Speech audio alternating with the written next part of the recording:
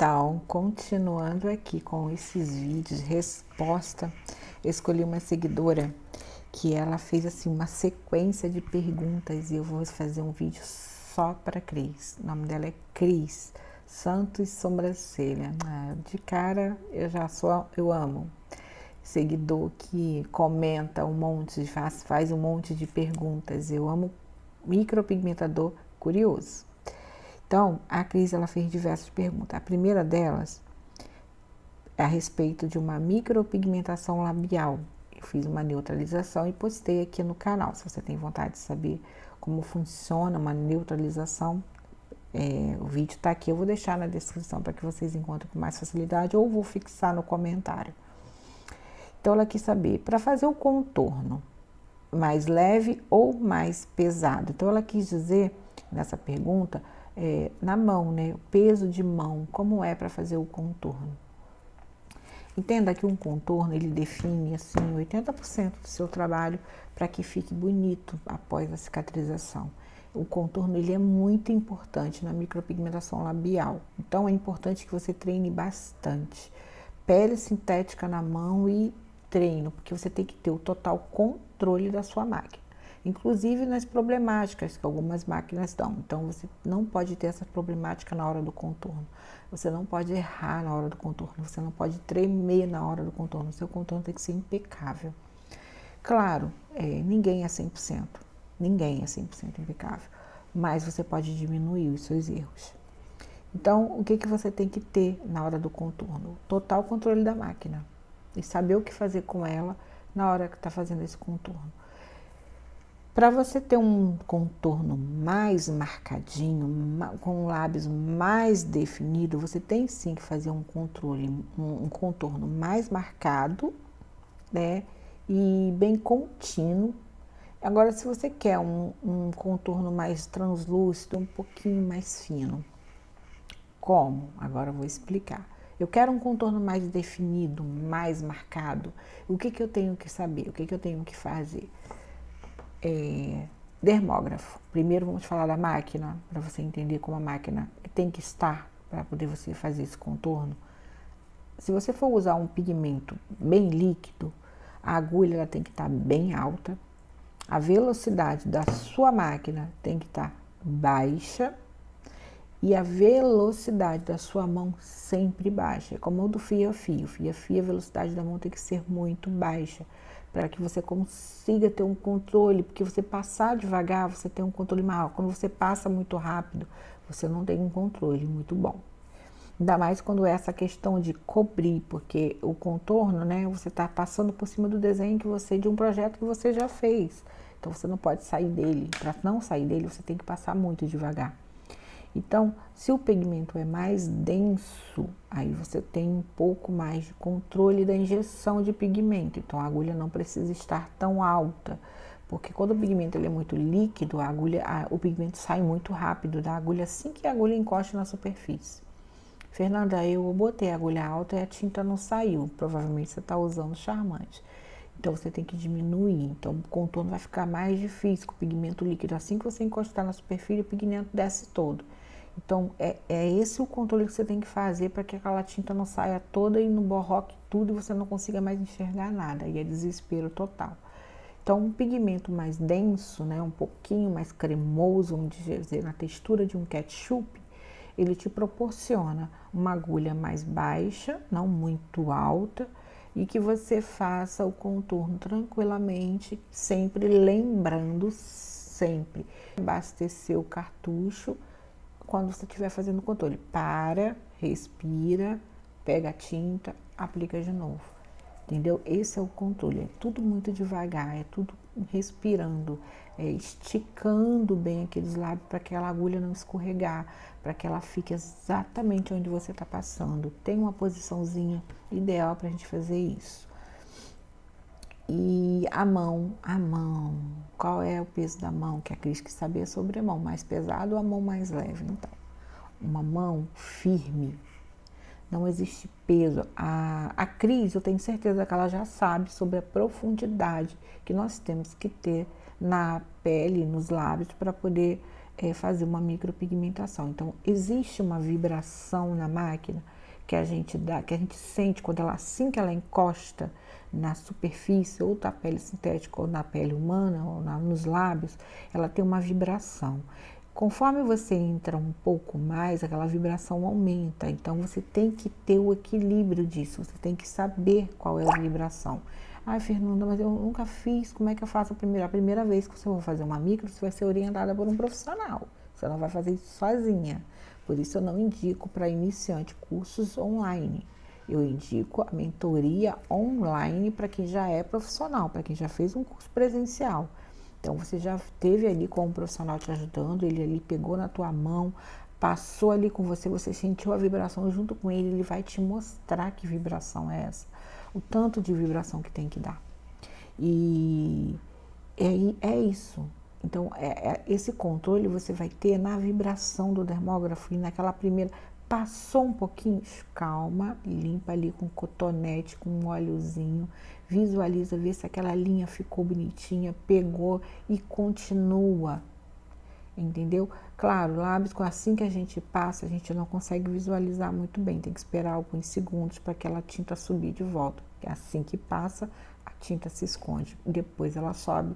É igual quando você faz um arranhão, quando assim que você arranha, não sai, o sangue não sai logo, ele sai depois. Então, a mesma coisa é o pigmento.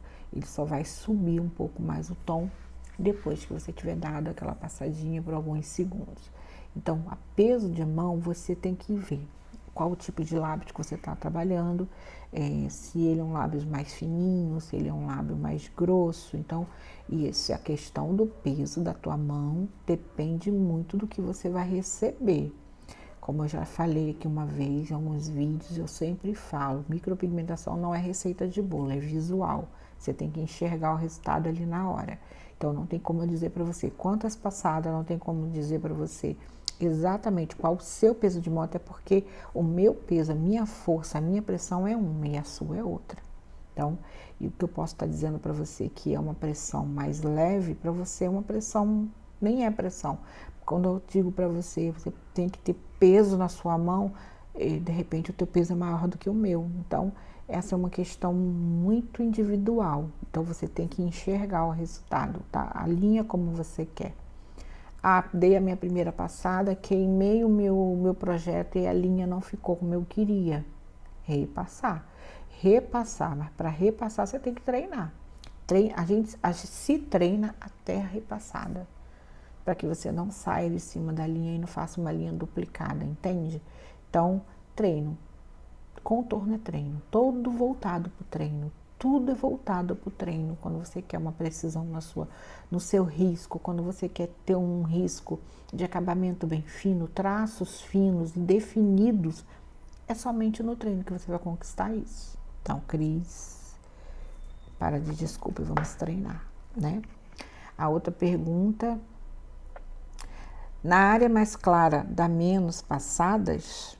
Exatamente, na área passada, na área mais clara, quando você quer um efeito de esfumado, né, que é o ombre, vamos dizer, que é uma partezinha mais clara e a outra mais marcadinha, onde você quer mais clara, ali você vai passar poucas vezes. Mas tem uma outra forma, além de ser poucas passadas, você também pode fazer o ajuste da agulha. Então, pigmentação mais intensa, agulha mais baixa. Pigmentação mais translúcida, mais clara, agulha mais alta. Então, isso também interfere no resultado na hora que você está trabalhando. Então, você tem que decidir, ou eu vou passar mais vezes e vou escurecer, ou vou diminuir a agulha e vou passar poucas vezes, mas aquela injeção de pigmento vai ser tão intensa que eu vou pigmentar mais, porque ali eu vou estar sempre passando numa velocidade baixa. A área que eu quero muito pigmentada, eu, Fernanda, trabalho da seguinte forma: velocidade bem baixinha naquele mesmo local, contínua, sempre andando para que não fique placas, tá? Eu já tenho até um vídeo aqui explicando sobre essa passada, eu vou fazer outro porque ele já tá muito lá embaixo, vocês não vão encontrar. Bem devagar, sabe? Eu boto a quantidade de tinta para sair tranquila, normal, não aumento a agulha e nem baixo a agulha, eu simplesmente vou assim, bem devagar, bem pertinho, sabe? Passadinhas bem pertinho uma da outra, onde eu quero mais marcada e onde eu quero mais suave, passada, mais espaçadas, mais largas. Eu trabalho com um dermógrafo um pouco mais rápido e passadas mais aberta, onde eu quero mais passada curta, onde eu quero mais claro, mais escura, no caso, passada curta, e quando eu quero mais claro, passadas mais longas e mais rápidas. E eu não mexo nem na velocidade do dermógrafo, nem na altura da agulha. Então, isso é controle. Eu aprendi a treinar dessa forma e eu consigo trabalhar dessa forma. Em alguns casos, aí é como eu te falei, como não é uma receita de bolo, é visual, em alguns casos eu preciso aumentar a agulha, às vezes eu preciso baixar a agulha, então depende. Então, você só tem que aprender a trabalhar. Então, a próxima pergunta da Cris: qual a velocidade? Baixa, média? Então, para te explicar o que é velocidade baixa, média, eu vou te explicar como funciona aqui. É uma matemática simples. O que é uma baixa média?